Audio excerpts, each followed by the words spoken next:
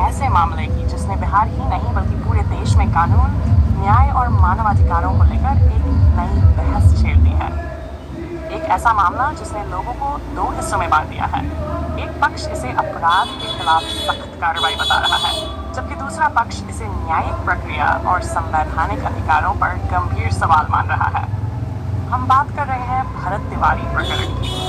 आखिर भरत तिवारी की मौत केवल एक पुलिस कार्रवाई थी, या फिर इसके पीछे ऐसे सवाल छिपे हैं जिनका जवाब पूरे देश को जानना चाहिए? क्या किसी आरोपी को अदालत तक पहुंचने से पहले ही मौत मिल जानी चाहिए?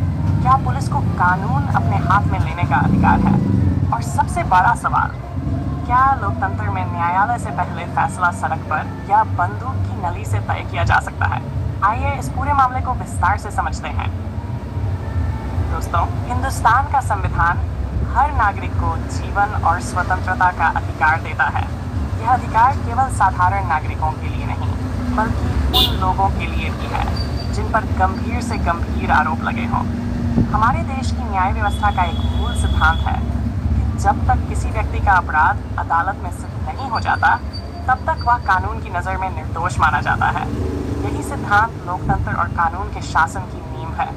लेकिन जब किसी व्यक्ति की मौत कथित पुलिस मुठभेड़ में हो जाती है, तब कई सवाल खड़े हो जाते हैं। क्या वास्तव में मुठभेड़ हुई? क्या पुलिस के पास पर्याप्त सबूत थे? क्या आरोपी को आत्मसमर्पण का अवसर दिया गया? क्या पूरी प्रक्रिया कानून के अनुसार हुई? और यदि नहीं हुई, तो जवाबदेही किसकी होगी? भरत तिवारी प्रकरण में भी यही सवाल आज पूरे देश में गूंज रहे हैं। इस घटना के बाद सोशल मीडिया से लेकर राष्ट्रीय मीडिया तक बहस छिड़ी हुई है। कई पत्रकार, सामाजिक कार्यकर्ता और मानवाधिकार संगठन इस मामले की स्वतंत्र जांच की मांग कर रहे हैं।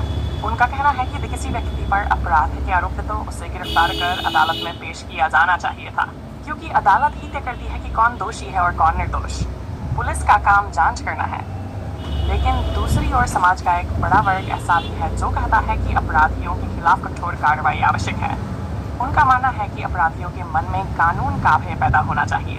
यह तर्क अपनी जगह महत्वपूर्ण हो सकता है, लेकिन यहाँ एक मूल प्रश्न खड़ा होता है, क्या कानून काहे कानून की प्रक्रिया से पैदा हो गया, बिना सुनवाई के दंड से? यदि किसी आरोपी को अदालत में पेश किए बिना ही सजा मिलने लगे, तो फिर न्यायपालिका की भूमिका क्या रह जाएगी? फिर अदालतों की आवश्यकता ही क्यों होगी? दोस्तों, लोकतंत्र में पुलिस, प्रशासन और न्यायपालिका तीनों की अपनी अपनी सीमाएं हैं। इन्हीं सीमाओं के कारण लोकतंत्र मजबूत रहता है। यदि कोई संस्था अपनी निर्धारित सीमा से बाहर जाने लगे तो लोकतंत्र कमजोर होने लगता है। इसीलिए संविधान ने शक्तियों का पृथक्करण सुनिश्चित किया है। पुलिस जांच करेगी, सरकार प्रशासन चलाएगी और न्याय देगा। ये सीमाएं टूटती हैं तो नागरिक अधिकार भी खतरे में पड़ जाते हैं। भरत तिवारी प्रकरण का एक और महत्वपूर्ण पहलू है। यदि किसी आरोपी की मौत हो जाती है तो उसके साथ का ऐसे राज भी दफन हो जाते हैं जिनका खुलासा अदालत और जांच एजेंसियों के सामने होना चाहिए था। वह किन लोगों से जुड़ा था? उसके पीछे कौन लोग थे? उसके नेटवर्क में कौन कौन शामिल थे?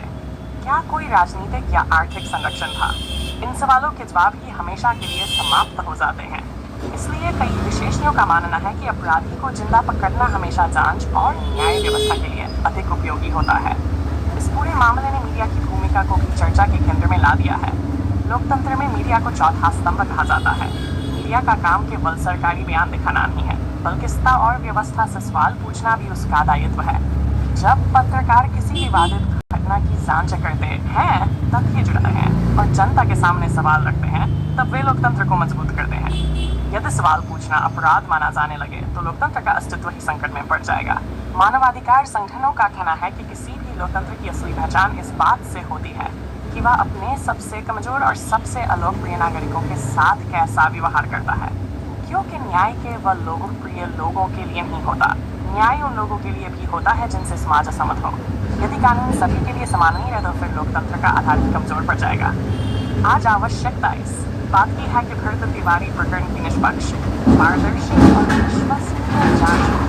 यदि पुलिस की कार्रवाई पूरी तरह से तो जांचने के बाद सामने आनी चाहिए, और यदि कहीं कोई गलती हुई है तो जिम्मेदार लोगों को जवाबदेह बनाया जाना चाहिए, क्योंकि लोकतंत्र में किसी व्यक्ति, संस्था या पद से बड़ा सत्य और कानून होता है। दोस्तों, यह मामला केवल भरत तिवारी का नहीं है, यह मामला उस व्यवस्था का है जिस पर करोड़ों लोग भरोसा करते हैं। यह मामला संविधान पर विश्वास का है। यह मामला न्यायपालिका की मानवाधिकारों की रक्षा का है और सबसे बढ़कर यह मामला लोकतंत्र की आत्मा का है। अपराध के खिलाफ सख्त कार्रवाई आवश्यक है, लेकिन उससे भी अधिक आवश्यक है कि हर कार्रवाई संविधान और कानून की सीमाओं के भीतर कानून कमजोर होता है तो केवल एक व्यक्ति नहीं हारता, पूरा लोकतंत्र को हार जाता है। मैं हूँ संजना और आप देख रहे थे PCA लाइव न्यूज का यह विशेष विश्लेषण। इस विषय पर आपकी क्या राय है? क्या भरत तिवारी प्रकरण की न्यायिक जांच होनी चाहिए? क्या पुलिस मुठभेड़ों पर स्वतंत्र निगरानी आवश्यक है? अपनी राय हमें कमेंट बॉक्स में जरूर लिखें। वीडियो को लाइक करें, शेयर करें और चैनल को सब्सक्राइब करना न भूलें। नमस्कार, PCA लाइव न्यूज, सच के साथ जनता की आवाज।